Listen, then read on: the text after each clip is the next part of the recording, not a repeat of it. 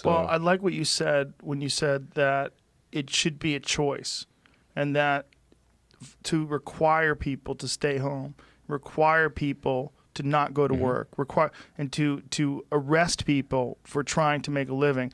This all seems wrong, and I think Yes. it's a wrong approach. fundamentally a violation of the Constitution. Yes. Freedom of assembly, and it's just, if you're at risk, you should not be compelled to leave your house, Right. or leave a place of safety. But you should also not be, if you're not at risk, or if you are at risk and you wish to take a risk with your life, you should have the right to do that. There's two arguments, right? The one argument is we need to keep going, protect the weak, protect the sick, but let's open up the economy. The other argument is stop placing money over human lives, and let's shelter in place until we come up with some sort of a decision, and let's figure out some way to develop some sort of a universal basic income plan or something like that to feed people during this time. This notion, though, that you can just sort of send checks out to everybody and things will be fine is not true. Some people have this absurd view that the economy is like some magic horn of plenty. Like it just makes stuff, whatever. It just, there's a magic horn of plenty, and the goods and services, they just come from this magic horn of plenty. And then if somebody has more stuff than somebody else, it's because they took more from this magic horn of plenty. Now let me just break it to you, the fools out there. If you don't make stuff, there's no stuff. Yeah. So if you don't make the food, if you don't process the food, you don't transport the food, medical treatment, getting your teeth fixed, there's no stuff. I would become detached from reality.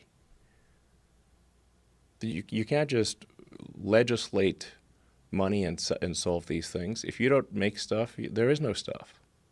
Any kind of sensible examination of what happened in China would lead to the conclusion that that is obviously not going to occur. It went everywhere, very fast, throughout China, throughout the rest of the world. The fatality rate was low. Don't you think, though, it's difficult to appreciate? It's difficult to filter what the information that's coming out of China to accurately really get a real, true representation of what happened. The propaganda machine is very strong. Sure. The World Health Organization appears to have been complicit with a lot of their propaganda. The thing is that American companies have massive supply chains in China, like Tesla, for example. We have hundreds of suppliers, like tier 1, 2, 3, 4 suppliers throughout China. So we know if they are able to make stuff or not. We know if they have issues or not. Then China is back at full steam. Pretty much every U.S. company has some significant number of suppliers in China. So you know if they're able to, provide things or not, or if there's, high mortality rate. Tesla has 7,000 people in China, so 0 people died. 0. Okay, so that's a real statistic. That's coming from those people. Yeah, we run payroll. Do you think there's a danger of this? Same Same folks are there. Yeah, still there.